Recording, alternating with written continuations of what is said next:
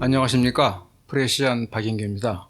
지난 시간부터 베트남 전쟁 이후 미국과 세계의 변화에 대해서 말씀드리고 있는데요. 지난 시간에는 베트남 전쟁 이후의 주요한 변화로 닉슨 대통령의 중공 및 소련 방문으로 미국이 공산 중국과 화해하고, 그리고 군사적 숙적이었던 소련과 데탕트, 즉 핵 군비 제한 협정을 맺음으로써 냉전 종식의 움직임이 시작됐다. 두 번째로, 그러나 1974년 8월 이러한 대공산권 화해 및 평화 노력을 추진해왔던 닉슨 대통령이 1974년 8월 사임함으로써 이러한 평화로의 이행은 사실상 좌절됐다. 또 하나, 베트남 전쟁 이후에 미국의 내부에서 향후 미국의 진로를 놓고 보수와 진보 세력 간의 일종의 정치적 내전이 벌어졌으며, 보수 세력이라고 할 수 있는 대자본 등 금권과 기독교 우파 등 보수 세력의 반격으로 1980년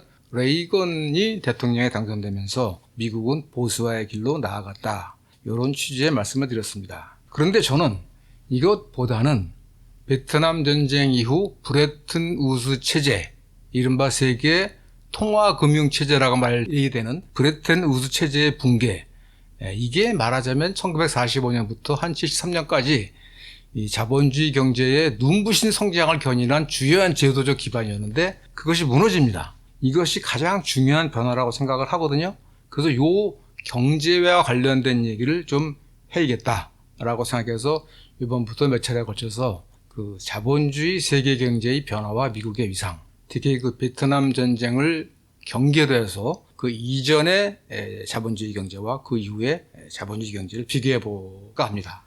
그 왜 그러냐 하면 2차 대전 이후 브레튼 우드 체제가 붕괴된 1971년 또는 73년까지는 전 세계 경제가 혼합 경제였어요. 시장 경제 플러스 정부의 규제. 그래서 뭐 케인즈주의라고도 하고 혼합 경제라고 하고, 그러던 것이 80년 이후에는 신자유주의, 모든 규제를 철폐하는 신자유주의로 넘어갔고, 또 브레튼 우드 체제 때는 각국의 산업경제 발전에 힘을 기울였다면 브레튼 우드 체제 붕괴 이후에는 금융화로 나아갑니다. 그리고 그래서 이제 글로벌 뉴딜이라고도 하는데, 어쨌든 1970년대까지는 각국의 경제 주권이 우선시됐다면 70년대 이후는 금융화로 나가면서 세계화가 추진됩니다. 이렇게 해서 보통 1945년부터 75년까지를 영광의 30년이라고 그래서 자본주의 역사상 특히 선진 자본주의 국가들이 이처럼 놀라운 경제 성장률을 이룩한 적은 없었다. 그래서 영광의 30년이라는 말을 하는데, 브레튼 우드 체제가 붕괴된 다음 약 10년 동안은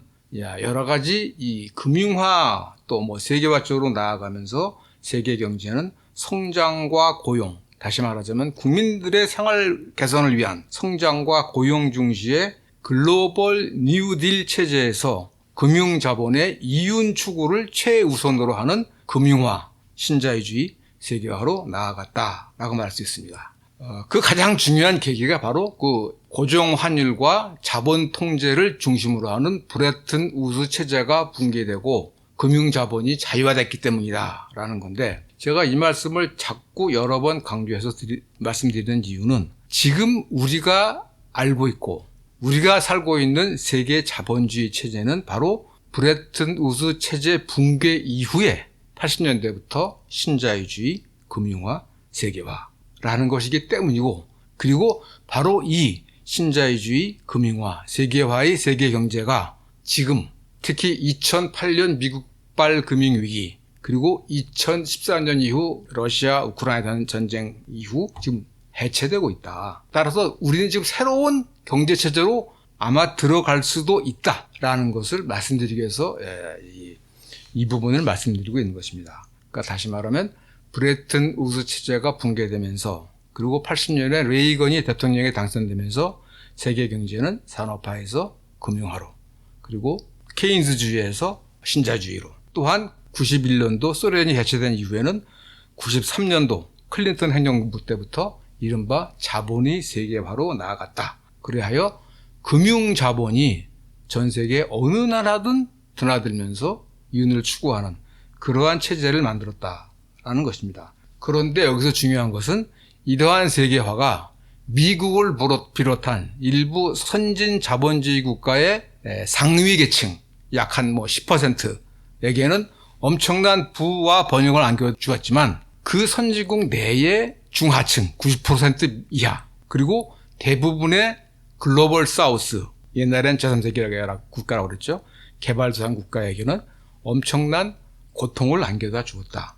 특히 1994년도에 멕시코 페소화 위기, 1997년 98년도에 동아시아 외환 위기, 그리고 2007년 2008년도에 미국발 금융위기, 2012년도 이후에 유럽의 재정 적자 위기, 엄청난 위기들을 불러일으키면서 그때마다 돈을 가진 자들은 더 많은 돈을 벌었지만 일반 국민들의 생활은 갈수록 피폐해졌다. 그러니까 부익부, 빈익빈의 부의 양극화 현상, 그리고 사회 불안정이 심화됐다라는 거죠. 2015년도 영국의 브렉시트, 유럽연합 탈퇴, 그리고 2016년도 정치 아웃사이더인 도널드 트럼프가 미국 대통령에 당선된 것. 당시 정말 많은 사람들의 예상을 깨고 트럼프가 당선됐죠. 이런 것들은 바로 1980년 이후에 신자유주의와 금융화와 세계화로 인한 세계 경제의 불안정과 불평등이 초래한 현상이라고 볼 수가 있습니다. 그래서 이 경제가 지금 오늘날 우리가 살고 있는 신자유주의 세계 경제라는 것이 어떻게 해서 만들어졌고 어떻게 해서 많은 불평등과 불안정을 초래했으며 지금 어떻게 해서 해체의 과정에 들어가고 있는가, 이것을 제대로 이해해야 지금 미국이 벌이고 있는 우크라이나 전쟁의 본질 그리고 그 이후의 과정을 제대로 알 수 있지 않을까 하는 생각에서 이 경제 문제를 좀 끌고 나온 겁니다. 우크라이나 전쟁은 2022년 2월 달에 시작됐다고 보통들 말을 합니다. 근데 실제로는 사실은 2014년 2월 달부터 시작이 됐어요. 근데 그 부분은 나중에 자세히 설명드리기도 하고, 이것은 보통 말하듯이 러시아의 일방적 침략에 대해서 우크라이나가 방어전쟁을 벌이는 것이 아니라 그 핵심은 미국과 나토를 비롯한 서방과 러시아와 중국 그리고 아프리카, 중남미, 중동 등 글로벌 사우스 간의 일종의 경제 대결이라고 볼 수 있습니다. 그래서 영어로는 The West and the Rest. 웨스트는 미국, 유럽, 그다음에 일본, 한국과 같은 서방.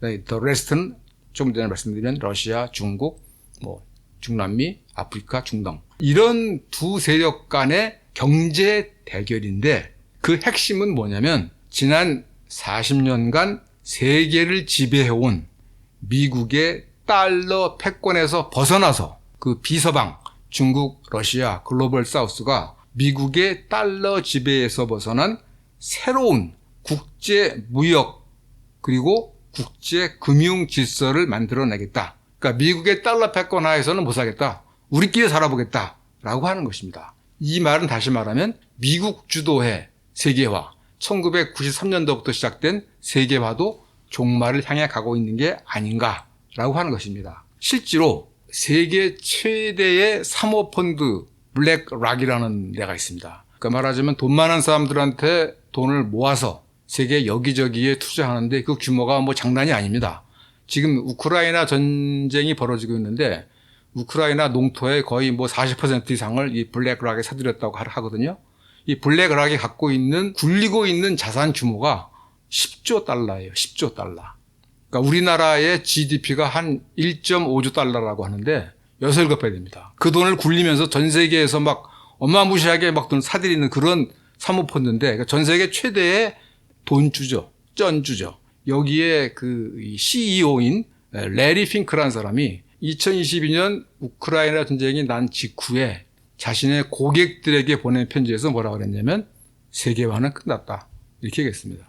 그러니까 그 이전까지는 미국 주도의 금융세계화로 미국에 몰려있던 금융자본들이 전 세계를 다니면서 엄청난 이윤을 수취했다면 이제 우크라이나 전쟁을 계기로 그런 세계는 끝났다.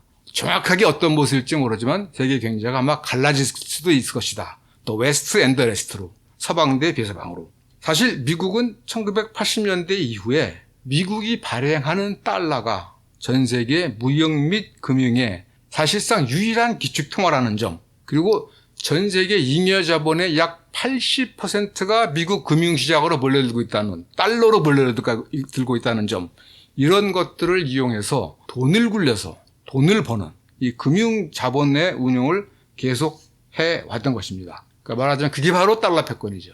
그 베트남 전쟁의 패배가 의미하는 것은 미국의 군사력으로도 베트남이라는 조그만 약소국가를 굴복시키지 못했다는 건데, 뒤에 나중에 말씀 나오겠습니다만, 미국이 달러 패권을 차지한 이후에는 그냥 달러 이자를 조금 올리는 것으로 제3세계를 무릎을 꿇렸습니다. 그게 저 유명한 1982년도에 중남미 외채 위기죠. 그러니까 달러 패권이 훨씬 강력한 거예요. 미국의 군사력으로도 하지 못했던 것을 미국의 달러의 힘으로, 사실 뭐 폴란드라든가 유고슬라비아라든가 이 동구권이 무너진 데도 사실은 이 미국의 달러 패권이 작용을 했습니다. 또한 그런 이 달러의 힘으로 미국에 저항하는 이런 나라들을 달러 패권으로 금융자본이 이익을 거둬들이는 것은 물론이고, 미국을 따르지 않는 나라들, 뭐 예를 들면 북한, 쿠바, 여기는 오래됐죠. 뭐 벌써 50년, 60년 이상 저항하고 있으니까.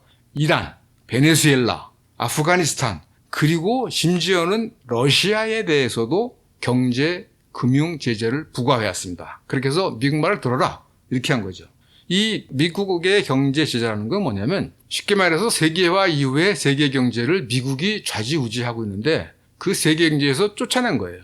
쫓아내면 그 나라는 자기네 경제 개발을 위해서 투자금을 어디서 빌릴 데도 없고 자기네가 만든 제품을 팔 시장도 없습니다. 말하자면 전 세계에서 고립되는 것이죠. 그것을 마구마구 해왔습니다. 최근에 뭐 워싱턴 포스트 보도에 따르면 전 세계에서 미국의 경제 제재를 받는 나라가 약 80개국이라고 합니다. UN 가입국의 절반 가까이 된 거죠. 뭐 그렇다고 해서 미국이 자기 이 의지를 관철시킨 것은 아니지만, 어쨌든 미국의 달러 패권이라는 것은 미국이 세계 경제를 움직이고 자신의 말을 듣지 않은 나라를 응징하는 데에서는 굉장히 유용한 도구로 활용되어 왔다는 것입니다. 그런데 중요한 것은 2022년 우크라이나 전쟁이 중요한 것은, 사실 미국은 2014년도에 우크라이나에 친미 정권을 세우기 위해서 쿠데타를 일으켰습니다. 이른바 마이단 쿠데타라는 것이죠. 이것에 대응해서 러시아는 당시까지 우크라이나 영토였던 크림반도를 주민 투표를 통해서 러시아로 합병합니다. 왜냐하면 크림반도는 러시아의 가장 중요한 부동항, 군사 항구이고 실제로는 1780년대부터 러시아 영토였던 겁니다. 그래서 자신의 군사 안보를 위해서 크림반도를 러시아에 합병시켰는데, 여기에 분노한 미국은 러시아에 대해서 강력한 경제 제재를 가합니다. 그때부터 러시아는 미국의 경제 제재를 받아왔고, 그때부터 중국과 러시아가 서로 밀착하게 됩니다. 예컨대 2014년도에 푸틴이 중국을 방문해서 시진핑 주석과 정상회담을 했고, 향후 30년간 4천억 달러에 달하는 러시아산 석유와 천연가스를 중국에 수출하겠다, 이렇게 약속을 합니다. 그러니까 그동안 지난 10년간 어떻게 보면 러시아는 미국의 경제 제재에 대해서 자생력을 길러온 거죠. 반면 미국은 러시아 군대를 계속 훈련시키면서 러시아와의 대결을 준비해왔습니다. 그래서 러시아가 말하자면 우크라이나의 나토 가입을 반대하면서 러시아의 안보를 보장해달라고 2021년 12월 달에 최후 통첩을 했지만, 여기에 미국이 응답하지 않으면서 러시아의 우크라이나 침공이 시작됐고, 당시 미국의 계산은 뭐냐면, 군사적으로 러시아를 무너뜨리는 게 아니라 강력한 경제 금융 제재를 가하면 러시아 경제는 금방 무너진다. 그래서 유럽 국가들에 대해서 러시아에선 석유와 가스를 수입하지 마라고 했고, 더 중요한 것은 러시아의 외환 보유고가 한 6천억 달러 되는데 그중에 한 절반 정도가 유럽이나 미국에 예치되어 있습니다. 이것을 압류했고, 스위프트라고 그래서 국제 금융 결제망, 그러니까 외국에 나가서 뭘 사면은 그 스위프트를 통해서 대금을 결제하고, 그러니까 주거나 받을 수가 있어요. 거기서도 쫓아냈습니다. 그래서 뭐 말하자면 이렇게 하면 뭐 몇 달 내로 러시아 경제가 무너질 거다라고 생각했는데 그렇게 안 되고 있죠, 지금. 그런 반면에 러시아는 이제 서방과의 단절을 선언하고 중국과 함께 그리고 브릭스와 함께 새로운 대안적 국제 경제 체제를 만들겠다라고 그런 것을 추진해 나가고 있는 것입니다. 그래서 많은 사람들이 이번 우크라이나 전쟁의 승패가 앞으로 세계 경제의 미래에 중요한 영향을 미칠 것이다. 다시 말하면 지금까지 미국이 주도해온 금융자본 위주의 그리고 착취적인 세계 경제가 지속될 것인가, 아니면 각 나라의 경제 자립을 보장하는 보다 공정하고 정의롭고 새로운 경제 체제가 수립될 것인가의 싸움이다. 지금 우크라이나 전쟁이 라고 말을 하고 있습니다. 실제로 1974년도에도 그런 움직임이 있었어요.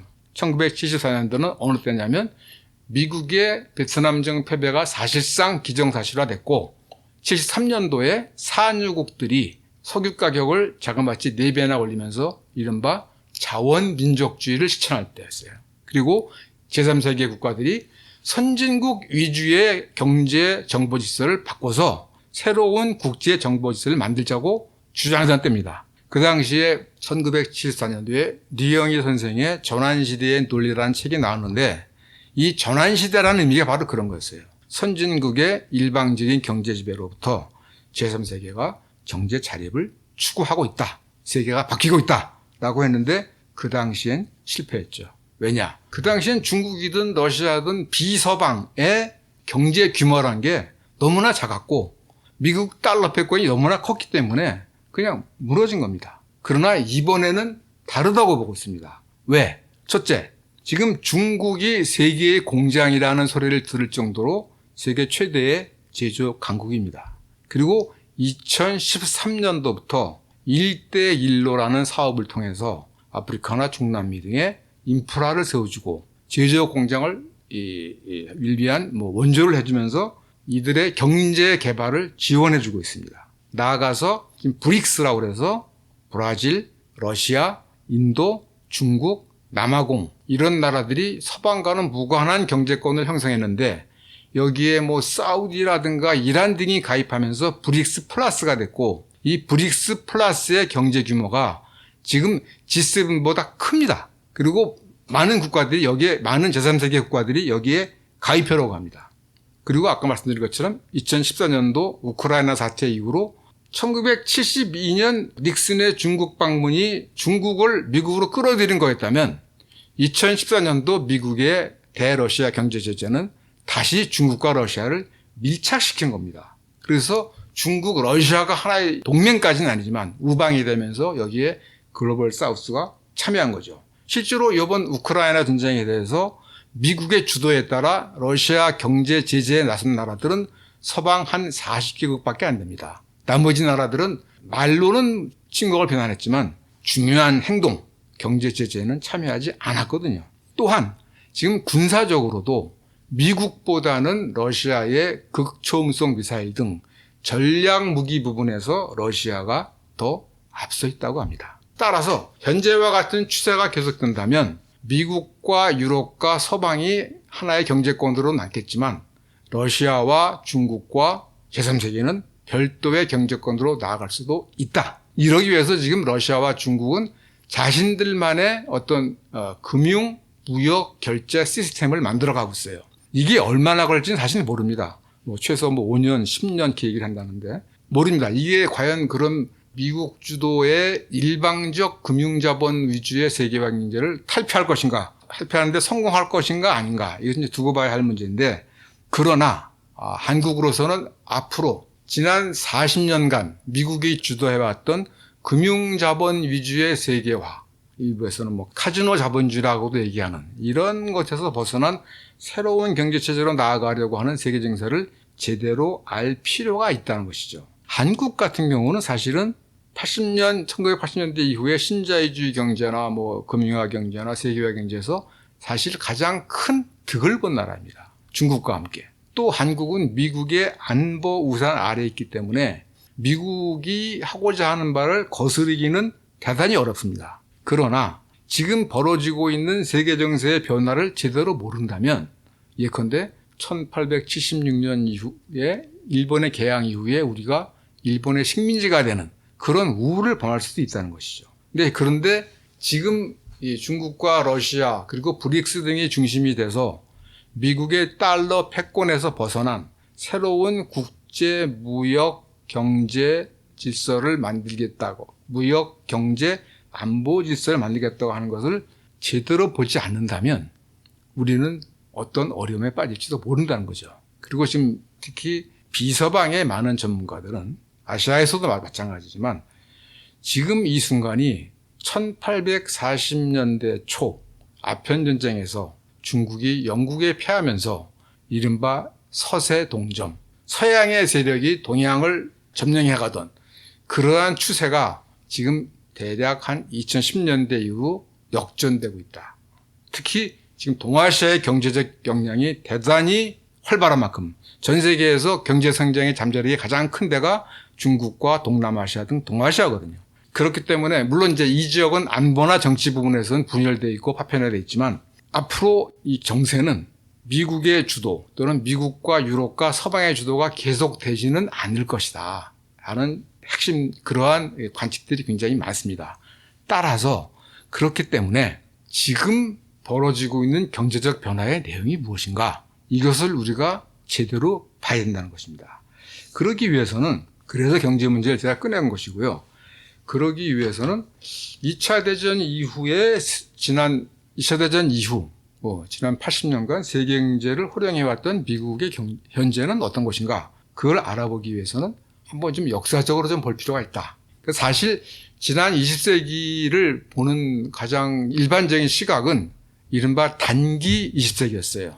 이제 에릭 홉스봄이라는 그 영국의 역사학자가 극단의 시대라는 책에서 제시한 것인데 1차 대전이 일어난 1914년부터 소련이 해체된 1991년까지, 그러니까 1914년부터 1991년까지가 단기 20세기였고 이것은 그야말로 폭력과 이념대결이 만연했던 극단의 시대였다. 그 둘로 나눈다면 1914년부터 45년까지 서방 유럽 국가들의 내전 속에서 미국이 새로운 패권 국가가 되고 소련이 공산국가의 수장이 되고, 그러나 40년 뒤에 소련이 무너지는 것으로 이제 단기 20세기는 끝났다라고 얘기를 하는데, 최근에 이제 그 경제, 이것은 이러한 단기 20세기라는 관점은 정치 군사적 관점에서 나온 이야기고, 최근에 이제 경제적 관점에서 20세기를 보면서 장기 20세기라는 관점이 나옵니다. 그것은 1870년부터 1910년까지를 주로 장기 20세기로 봅니다. 1870년부터 2010년까지가 크게 봐서 20세기라고 볼 수 있다. 그래서 4개로 나눕니다. 1870년부터 1914년, 1차 대전 날 때까지죠. 이때가 제국의 시대이기도 하고 2차 산업혁명의 시대이기도 하고 제1차 세계화의 시대이기도 합니다. 자세한 내용은 다음 시간에 말씀드리겠습니다. 그리고 이제 그 결말이 1차 대전이었죠. 그래서 1914년부터 1945년까지가 전쟁의 시대입니다. 2차례 세계대전과 대공황. 엄청난 사륙, 인류 사상 있을 수 없는 엄청난 살육이 벌어졌죠. 그리고 그 결과 미국이 세계의 패권 국가가 되면서 1945년부터 대략 1973년까지는 글로벌 뉴딜 또는 브레튼 우드 시스템이라고 할 수가 있습니다. 그리고 이것이 다시 무너지면서 1975년도 이후부터 2010년까지는 아까 말씀드린 신자유주의, 금융화, 세계화의 시대였다고 할 수 있습니다. 그리고 지금 그 시대가 무너져가고 있고 새로운 시대가 지금 잉태되고 있습니다. 그것이 보다 정의롭고 공정한 세계가 될 것인지, 더 혼란스러운 시대가 될 것인지, 어떤 혼란과 전쟁의 시대가 될 것인지는 모릅니다. 그러나 어쨌든 지금 벌어지고 있는 우크라이나 전쟁을 비롯한 전 세계적인 정치 투쟁이 새로운 세계의 미래를 판가름할 것이다 라는 점에서 한번 1870년 이후 지금까지 이 세계 경제와 미국 경제가 어떤 변천을 겪고 왔는가, 1870년대부터 2010년대 이후까지 세계 경제와 미국 경제가 어떠한 변화를 겪고 왔는가를 한번 살펴볼 필요가 있다고 생각을 합니다. 다음 시간부터는 이 네 개의 시대, 제국의 시대, 전쟁의 시대, 글로벌 뉴딜의 시대 또는 금융화 시대, 이것을 한번 좀 살펴보고 넘어가도록 하겠습니다. 오늘 얘기는 여기까지 하도록 하겠습니다. 지금까지 들어주셔서 감사합니다.